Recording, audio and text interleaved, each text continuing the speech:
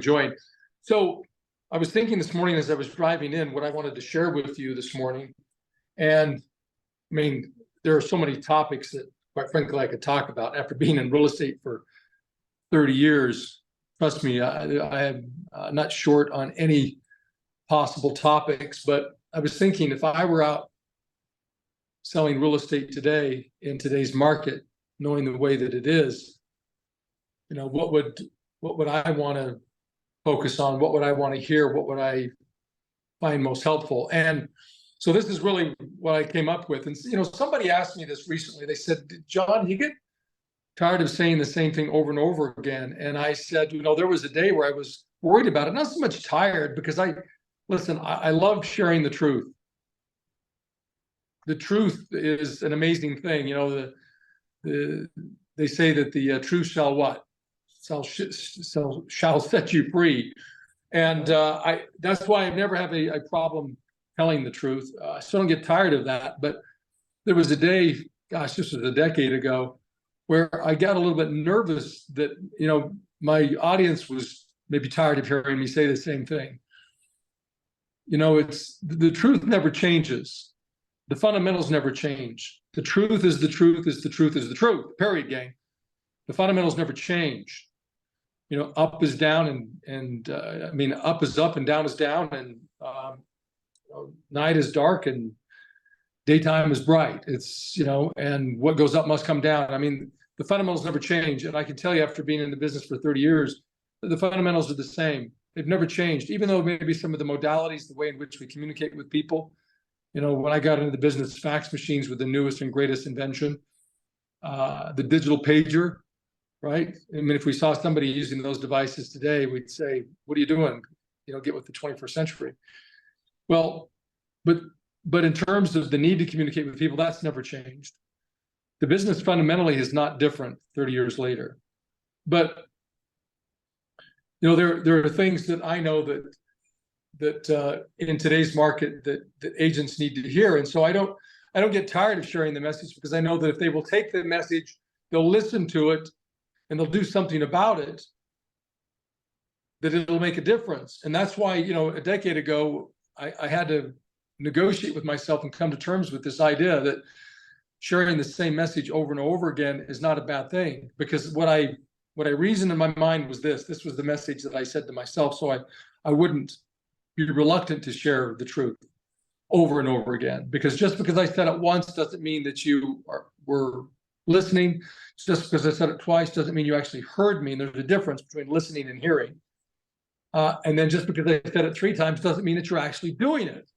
So I don't know which of those 3 categories that you fall in, but this message is specifically for you, because I know that if you're trying to sell real estate in today's marketplace, that this message you need to hear, because it is about the fundamentals, and the fundamentals make the difference. I'll share with you just a quick story that's kind of fun about that. You know, up until recently, the most winningest coach in the NFL was Vince Lombardi. And Vince, in his day, won 5 Super Bowl championships. In fact, he was the first most winningest coach in the NFL. He won, and this still is true to this day, he won 75% of all of his career games, 75%.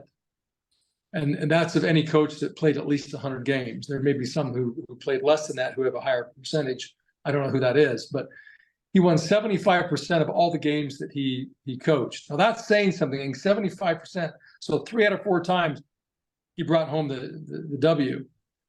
Well, at the end of the 1960 season, they just narrowly missed playing in the Super Bowl. And as you might imagine, the team was disappointed, but so was he.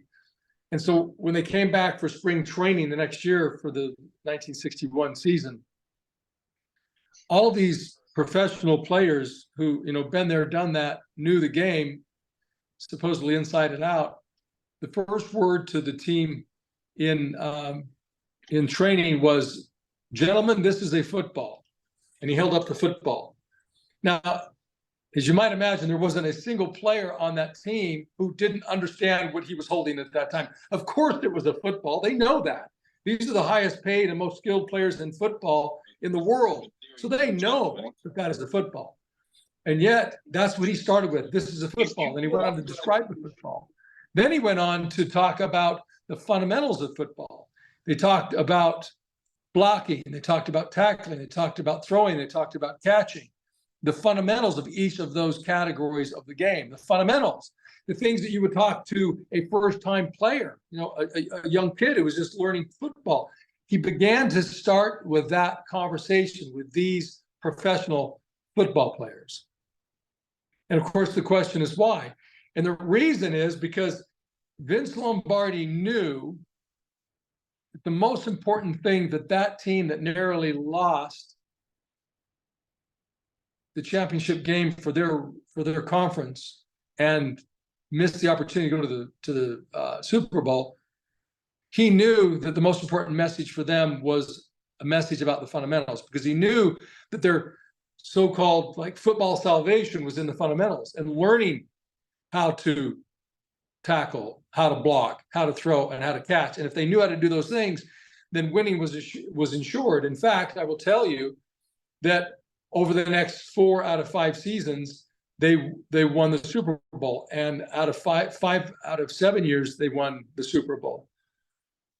He was the most winningest coach for decades because of his belief and adherence to the fundamentals, and he expected his team members, his players, to know the fundamentals, and they practiced the fundamentals.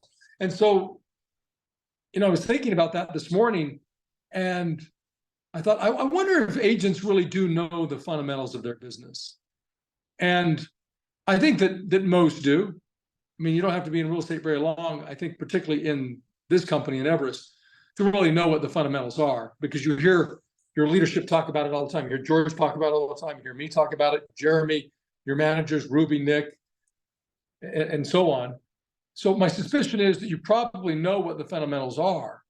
I think, but I'm going to ask that question. Do you really know the top fundamentals for your business? And of course, that's because we've got so many on the call. I don't want to, get an answer from each one of you, but I'm just going to are you aware of what they are? Because as I sat down and I thought, well, what are the fundamentals? I came up with 3 top things. Now, there are several things that would fall under each of these categories, but there are 3 primary things. And I would hope that if I asked you the question one-on-one, do you know what the top 3 fundamentals are for your success in real estate? I would hope that you would come up with these answers. And so I want you to write these down, because we're going to talk about all 3 of these things. And I'm going to give you some thoughts about each of the 3. And I'm probably not going to teach you anything today, gang, in terms of new information, but learning isn't just getting something that's new. In most cases, learning is being reminded of what you already know, elevating it to a conscious level, and then causing you to actually take action and actually using that information so that you get the results that you want. Look, I am absolutely certain that team of Vince Lombardi's that lost and didn't get the opportunity to play in the Super Bowl in 1960 actually understood what the fundamentals were. They just hadn't paid enough attention to them. And so he redirected their focus to those things. And then that year in 1961, they actually won the Super Bowl. So that's what I hope for you. This is what I want for you, that you already know what the fundamentals are. My question isn't whether do you really know the fundamentals, but are you adhering to the fundamentals? Are you implementing on the fundamentals? Are you practicing the fundamentals? Because see, I always say that our principles, philosophies, or standards, and that would be the fundamentals, right, aren't what we say they are, they're rather what we do. And so if you say, yeah, I know what the fundamentals are, but if you're not doing them, then they're not really your fundamentals. And if they're not your fundamentals, well, then you're not going to win the game. It's one thing to say, I know the fundamentals. It's another thing to actually say, yeah, and I adhere to them. I actually implement them on them. I execute on those consistently every single day. So here are the fundamentals. I want you to write these down, and we'll talk about them in turn. Number 1 is mindset. Number 1 is mindset. Number 2 is skill set. And then number 3 is taking action. Those are the 3 categories. Those are the 3 fundamentals. And I'll get specific about what that means exactly. So let's get started. Number 1, mindset. Well, John, what do you mean mindset? Well, if you're going to take a note on this, I would write this down. The most important conversation that I will ever have is the conversation with myself. Write that just like that. The most important conversation that I will ever have is the conversation with myself. Gang, I hope you recognize that. The single most important conversation you will ever have in your lifetime is the conversation that you have with yourself every single day. I think that's missed on most people. I think most people don't acknowledge that. They don't believe that. They don't give it the attention or the value that it deserves. The single most important conversation that you will ever have is the conversation you have with yourself. And here's the thing about that. It is a skill set. You all know that. The fact is that we have 60,000 thoughts every single day, and the vast majority of those thoughts are negative. And if you aren't taking control of that, and you're allowing those negative thoughts, which is just really a negative conversation, take hold, well, your mindset is not going to be what it needs to be. Recognize this. You're out there trying to lead people through a difficult market, buyers and sellers, and they've lost a lot of confidence. There's a lot of uncertainty based upon the way the market changed 18 months ago. And so they need a leader who is confident, who is strong, who is certain. And if you don't bring that person to them, a strong, confident leader who has great clarity, they're going to find somebody who brings that to the table. You cannot give to others what you don't possess, gang. Let me say that again. You can't give to others what you don't possess. See, if you're not strong, if you're not confident, if you don't have great clarity, people are not going to choose to work with you. See, in our essence, we're energy. And like energy attracts like energy. See, if you're weak, if you're uncertain, if you're fearful, that's what you're going to attract in your life. You're going to find people who are just like that. And you're going to be spending time with people like that. But if you're confident, you're clear, you're precise, you're certain, you will attract people like that and people who want to be like that. So if you're dealing with buyers or sellers who lack confidence or certainty, but you're a person of confidence and certainty, you'll elevate their energy to that level. It's called resonance.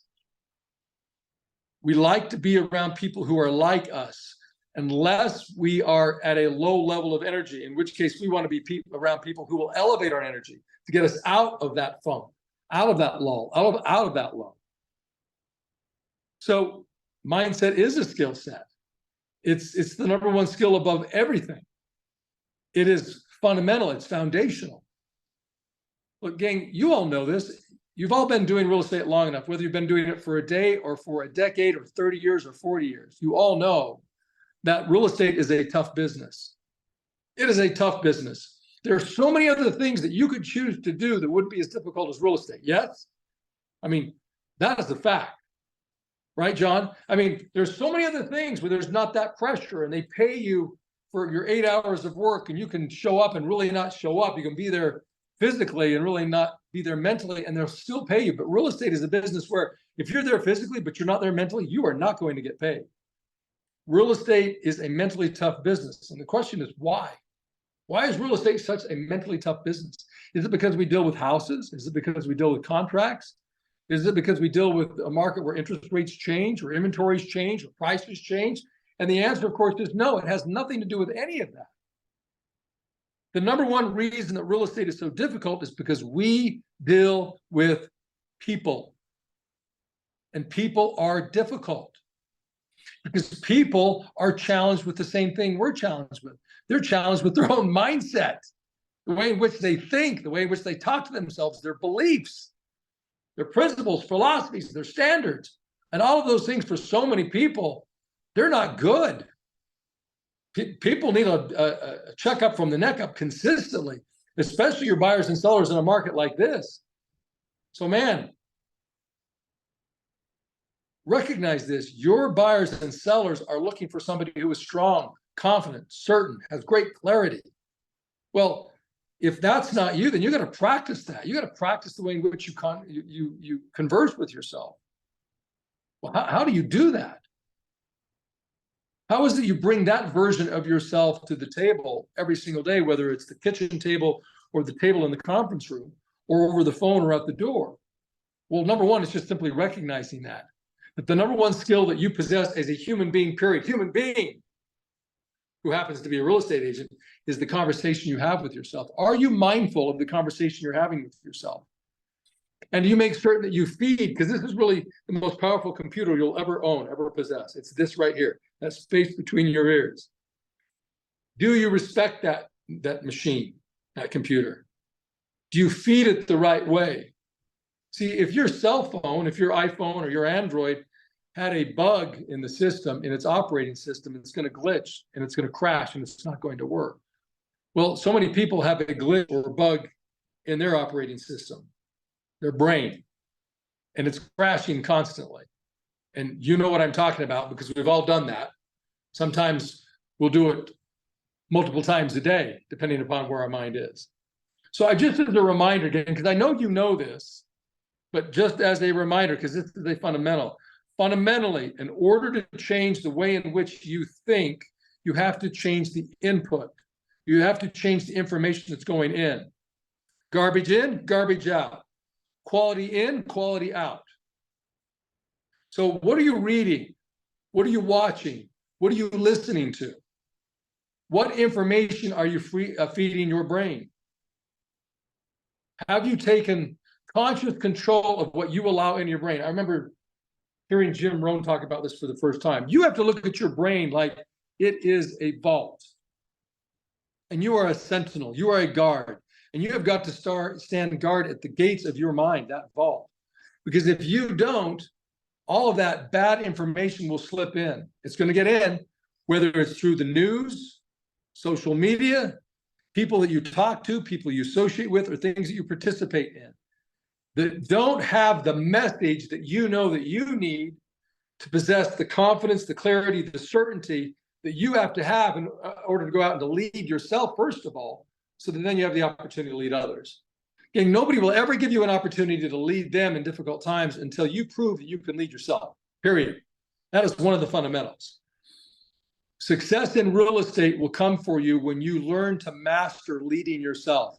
And the number one way to lead yourself is to make certain you have a productive conversation with yourself consistently, multiple times during the day. Be conscious of what it is that you're saying to yourself.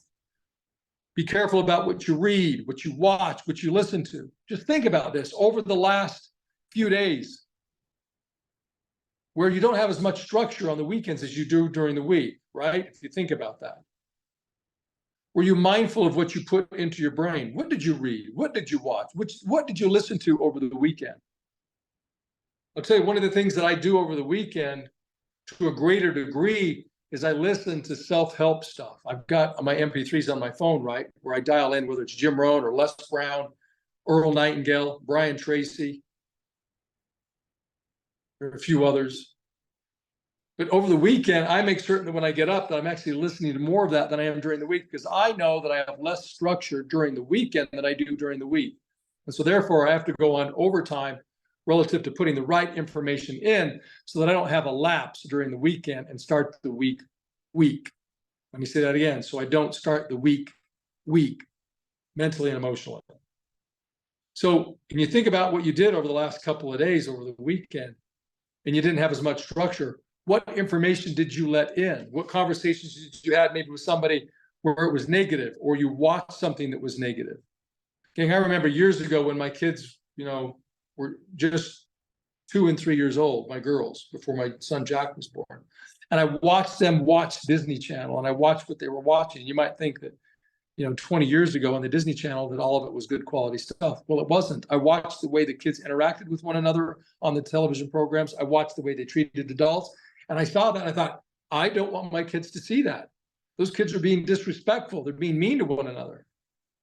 But plenty of opportunity to see that interacting with kids in the neighborhood. I don't need to be feeding them that stuff through this tube, this box in our living room or in the master bedroom. And so we took the conscious decision at that point to disconnect from the world in that way. We got rid of cable. And we just started dialing in specifically through DVDs back in the day, the stuff that we wanted the kids to watch. And I can tell you, this is the honest truth, John, and the others who are listening. At least as far as I know, definitely through high school, my kids never watched the news. They never saw the news, the nightly news. They would say, well, how could you not let them watch the news? How would they wouldn't be informed, right? Let me tell you something. if that's what we call informed is watching the nightly news, you and I need to have a conversation about what informed is, because I don't need my kids to be informed on the wars, the rape, the famine, the murder, the dystopia, the dysfunction, all of those things. I want them to know about events in the world, and there are sources to go to, but it is certainly not the nightly news. And I hope we can agree on that. Man, if that's what you're watching, turn that stuff off and find other sources to find out what's going on. But I remember doing that back in the day and saying, no, we're going to change this. And I can tell you that not only were my kids better off, but I was better off. I watched how our mindset changed and our attitude changed when we were very careful about what we watched. And then that bled into what we read. And then that bled into what we listened to. And as a result, I watched how my kids were much better at controlling their mindset and their confidence. And I watched how they interact today and how they behave today and how they function today relative to others who are their peers. And I'm very proud of them for who they have become. And it's by design. It's intentional. It's a very conscious level decision that we become what we think about. We become ultimately what we do, what we read, what we watch, what we listen to, the things we participate in, and the people we associate with. So probably enough said on that, but I just want you to be mindful of the way in which you are thinking and the information that you're putting into your brain that causes you to think the way that you're thinking, and the conversation you allow to occur with yourself on a daily basis and multiple times during the day. Is the conversation that you're consistently having with yourself building you up and preparing you to be the person you want to become, to present to the people who need your leadership in order to help them through difficult and challenging times like they are today? I'll leave you with that. The second fundamental is the fundamental of skill or skill set. Well, John, what do you mean by that? Well, you've heard me say this: the number one skill that we possess as a leader, because that's what you are. You're not a realtor, you're a leader, because you're asking buyers and sellers to follow you. Well, your number one skill is your ability to communicate. So we talk about the skill of communicating with ourselves being the number one skill you'll possess, right? But then it transitions to the skill of communicating with other human beings. So I started off by talking about Vince Lombardi. So here's an interesting statistic. If you look at the National Football League, you look at other professionals, and you look at their practice to play ratio, what you'll find is that the number of hours that they practice off field or off court or off camera, whatever their profession is, right? You're going to find that by magnitude of 10, 20, 30, 40 times, they spend off camera, off field, off court practicing as compared to the time that they spent on field, on court, or on camera. I'll give you an example. In football, the average NFL football player will practice 44 minutes off field or on field, but out of regulation time, 44 minutes to every 1 minute of regulation time. That's a 44-to-1 ratio. So my question for you is, what's your practice to play ratio? How much time do you actually spend on a daily basis practicing the fundamentals of communication, right? The skill of presenting, listing conversation, the buyer broker conversation, the price production conversation, the objection handling conversations. How often do you practice those conversations, that skill? Look, gang, you're a leader. And the number one skill of a great leader is communication, because your job is to influence people. It's about changing their perspective. Do FSBOs need to have their perspective changed? Yes. Do expireds need to have their perspective changed? Yes. Do buyers in today's marketplace, with interest rates going up as quickly as they did and as much as they did, need to have their perspective changed? Yes. Do sellers in many cases in today's marketplace have to have their perspective changed? And the answer, of course, is still what? Yes. There's so many people whose perspective needs to change, and they need a strong leader who can help them do that. Well, strong leaders are strong communicators, but you can't become a strong communicator if you don't practice that skill. Remember, you really only have two conversations that you have to worry about on a daily basis in your business, setting aside that conversation with yourself. The two conversations are the listing conversation and the buyer broker conversation. If you master that game, you will be a rock star in this business, a top producer, unquestionably. You think about it. Tom Cruise will make a minimum of $25 to $30 million salary to act in a movie, plus a percentage of the take. I don't know how much money he made from that last movie, Maverick, but I am certain it was in excess of $100 million. It could have been a couple $100 million. I don't know what it was, but I know it was a ton of money. The reason that Tom Cruise gets paid what he gets paid is because of his commitment to practicing. I just want you to think about this. He's handed a script to play a character, this role. He has to become this person. Now, I know we all know this, but Tom Cruise is not Maverick. He's not really Maverick, gang. He is an actor who plays this character called Maverick. But he's handed this script and he has to learn the words.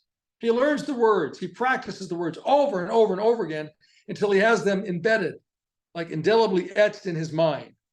And then he works on practicing the way in which he delivers those words so that you're willing to pay $10, $15, $20 to go to a movie screen to watch those lights reflected on a screen, a silver screen, matched with some words and dialogue, so that you laugh, you cry, you get anxious, you get angry, you get scared, you experience all of those emotions for something that isn't real. It's not real.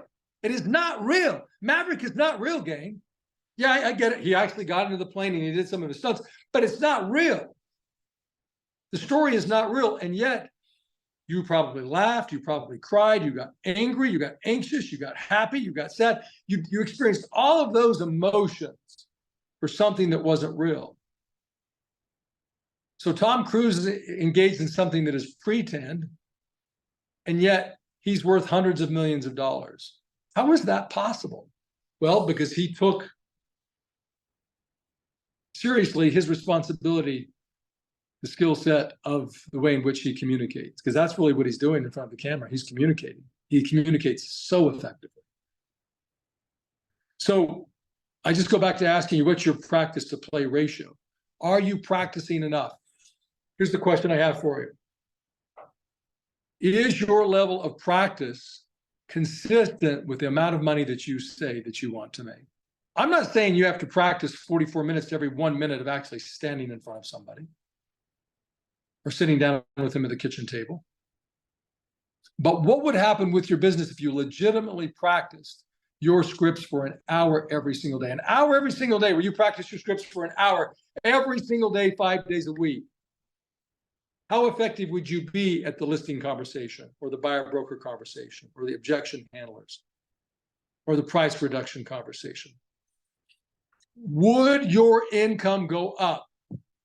And if so, by how much? If you practice for an hour your skill set of communicating every single day. I know that it would, and it would go up dramatically. It's not a question of if it would, it's only a question of by how much. It'd be interesting for you to put a dollar figure to that. How much more money would I make? How many more transactions would I do? How many more listings would I take? How many more buyers would I put under contract if I practiced my scripts every single day for an hour? Legitimately, every single day for an hour, 5 days a week for a year. What would happen to your skill set? See, what happened with Vince Lombardi's team is they went from losing to being the champions from 1 year to the next because they focused on the fundamentals and they did it every single day for 44 minutes for every 1 minute of regulation playtime. I want you to think about that. You know, they say the truth shall what? It shall set you free. This is the truth. The fundamentals are the truth. And gang, if you will adhere to the truth, if you'll recognize the truth, if you'll marry the truth, you'll stay close to the truth, it'll set you free. It'll deliver you exactly what you want. See, people are looking for gimmicks. They're looking for quick fixes. They're looking to blame the market. And I'm here to say there are no quick fixes. There are no gimmicks. You can blame all you want, but at the end of the day, it does not matter what the market is doing. You have to take responsibility for what's going on in your business, regardless of what the market is doing. Gang, there are agents in this company today whose business is up 10, 15, 20, 30% or more as compared to last year. You might ask the question, well, why? How is that possible? It's the fundamentals. They're working on their skill set of the mindset. They're working on the skill set of communication. And then number 3, taking action. What do you mean, John, taking action? I'll state it alternatively, do your job. Do your job. In the quote unquote real world, when you don't do your job, you don't get paid, right? You keep showing up to the job, you punch in, but you don't do the job. What are they going to do? They're going to fire you. Well, in real estate, you don't really get fired. You just don't get paid. You have to do the work first, and then they pay you. Well, in the real world, when you clock in, you can show up and not really do the job. And because the time passed, they're going to pay you. And you can do as they say, a half-assed job, and they're still going to pay you full time. Well, in real estate, when you do that, you don't get paid. It just doesn't happen. So I'm going to give you just 4 things here, because I suspect you know them, but I want to remind you, because my job isn't necessarily today to teach you anything new, but to remind you of the things that you should be focused on and perfecting those. Practice doesn't make perfect. Perfect practice makes perfect. And I believe that success is a journey, that there is no destination. You're constantly working on things.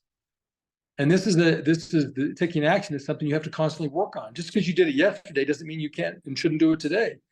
Truth is that you start from zero every single day in real estate, every single day. So your job, well, what is it? Well, number one, it's to prospect. It's to talk to people. If you got into real estate because you like homes, you like architecture, you like design, I can tell you got in for the wrong reasons, because real estate isn't about that. You can try to make it about that, but it's not about that. Communication is what real estate is about. It's about leadership. It's about prospecting. It's about talking to people. Real estate is a direct sales business. Direct sales. You have to go out and find the people. They're not going to find you. You have to go out and find them and say, hey, you, follow me. I'm going to help you. I'm going to bring certainty and clarity and confidence to an otherwise uncertain, unclear process. I'm going to help you feel absolutely certain that you've chosen the right agent for the job of helping you buy a home or sell a home. In other words, you're going to get in the way, because people need to buy and sell real estate even in today's market, because people are dying, people are moving because of a job transfer, people are downsizing, people are upsizing, people are getting married. There are all sorts of reasons why people are buying and selling real estate today. People are investing. Don't project on others your personal opinions about whether now is a good time to buy or sell real estate. Because if you take a look at it, there are a lot of homes that are being sold in today's marketplace. It's not a question of whether homes are going to be bought and sold. The question is, are you going to be involved in those transactions? There's plenty of real estate happening out there today for you to get everything that you want and need in terms of transactions this year. It's not a question if there is, it's a question of whether you're going to do your job. So number one, prospect. Number two, follow up with people. Gang, the number one Achilles heel that I see for agents who prospect consistently or occasionally is they fail to follow up with the leads that they generate. If you don't follow up with the leads that you generate, you might as well not prospect in the first place, because the vast majority of people don't say yes the first time, and you all know what I'm talking about. If you've prospected enough, you know that. You get far more no's than you get yeses. To get a yes is surprising. To get a no, that's normal. So you have to keep calling people, have to keep following up until they either buy or die or list or die. You have to keep following up with people. The magic is in the following up. 75% of all opportunity available to you in this market, 75% of all opportunity, of all the buyers and sellers you're going to be able to work with, will only come to you through multiple phone calls, through follow-up. If you don't make multiple phone calls, 5, 6, 7, 8, 9, 10 calls, if you don't do that, you won't get the business, especially in today's marketplace, because people are a little bit more reluctant in this market than they are in normal markets or in the previous market. The third thing is setting appointments. Gang, you should have a goal every single day of setting one appointment. That should be your mindset. Every single day, all I know, it doesn't matter whatever else that has to be done or that I think that I need to do. My number one job today is to set an appointment. Just one a day. Set one appointment a day. If you'll do that, one a day, that's 240 appointments set for the year. 240. And if half of those cancel, that means you've got 120. And then if you took 3/4 of those, what's 3/4 of 120? 60? Is that right? 3/4 of 120? I think that's, what is it, John? Yeah, what is that? No, what is 3/4 of 120? Do the math for me. I can't use my phone right now. Well, 60 is half, so add another 30 to that. There you go, it's 90. Yeah, 90. So imagine that. Imagine 90. I mean, how many of you would say yes to that amount of business? And of course, you all would. You would say, well, John, that's not possible. And I would tell you it is possible. We have agents in this company who are doing that very thing because they adhere to the fundamentals. They pay attention to the fundamentals. They prospect consistently every single day. They follow up with people every single day. They have the mindset that their job is today to set one appointment because that's their expectation. That's their focus. They do that more consistently. Not that they every single day set an appointment, but there's some days where they set 2 or 3. Some days where they don't. They may go a day or 2 where they don't. But they'll have a string where they'll set 2 or 3 a day. But see, when you get into the habit of expecting that that's what you're going to get, you're more likely going to get it. Do you have the expectation that you're going to prospect every day? Do you have the expectation you're going to follow up every day? Have you set the expectation that you're going to set one appointment every single day? And then if you do that, then you have the opportunity to present, where you can actually go out and use your skill set of presenting, conversing about the listing opportunity or the buyer broker opportunity to represent a buyer. Look, gang, the fundamentals are indispensable. The fundamentals always matter, but they matter more in today's market than they did 18 months ago. Why is that? Because there's much more uncertainty. Because interest rates are higher. Because you can't just be an order taker in today's market. You have to be a skilled professional who adheres to the fundamentals. You have to be a different agent, a different human being than you were 18 months or 24 months ago. See, if you're not moving forward, you're moving backwards. There is no static or stagnation. You're either moving forward or backwards. And this is the sort of market where if you aren't fundamentally working on these things every single day, you will be eaten alive. And I watch agents who are struggling in today's marketplace, and they're assigning blame to the market and saying, well, I guess I'm just going to have to wait until the market changes, or I'm going to have to go out and get a real job. Well, gang, this is a real job. And if you'll treat it like a real job, you'll make real money. In fact, you'll make profits. You won't just get a salary. You just won't get a wage. You're going to make profits. And isn't that why you got into this business? So you could own your own business. You could be your own boss. So you could have the flexibility of working when you want to, within reason, right? Do your job, but also then have the flexibility to earn as much as you want to. I don't know any other job, where you got to clock in, clock out, you have a boss, where you get to dictate every year how much you get paid. And yet real estate, you get to do that. You get to do that. So I'm just going to go back to that question I asked in the very beginning. Do you know what the fundamentals are for your business? Hopefully at this point you do, if you've been paying attention and written down some notes. But then my follow-up question to that, and we'll finish with this, is, and are you adhering to them? I want you to give yourself a grade in terms of your mindset and the way in which you communicate yourself on a daily basis on a scale from 1 to 10. Where are you? In terms of your skill set with communicating with other human beings, the listing conversation, the buyer-broker conversation, what score do you give yourself on a scale from 1 to 10? And then in terms of doing your job consistently, prospecting, following up, setting an appointment every single day, and presenting to people, what score do you give yourself? Look at that. See where there's room for improvement. And then take the one that needs the most improvement and just focus on that one. Just focus on that one. And if you will, for the next 21 days, just focus on that one. And just get better at that. Get into a rhythm of focusing on that consistently and getting the momentum, that moving forward of building the confidence, the certainty that comes by doing something consistently. And then transition to the next one, the one that is like that 3-alarm fire.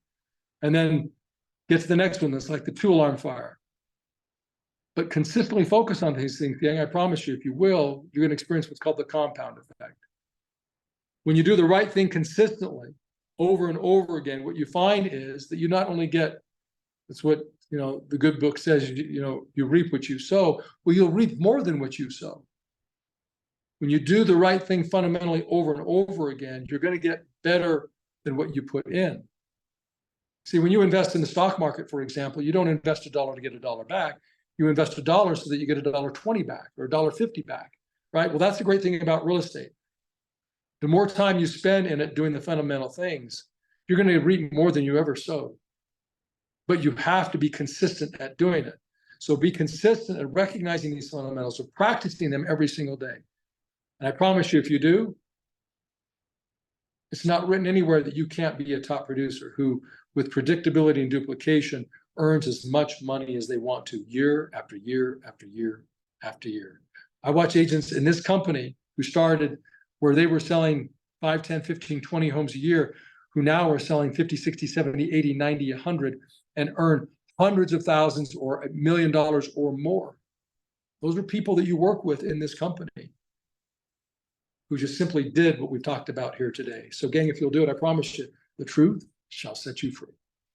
Okay, it's good to see you. Hope this was helpful. Base Camp this Wednesday, we're going to talk listing presentation. So whether you're there live or over Zoom, just put that in your calendar.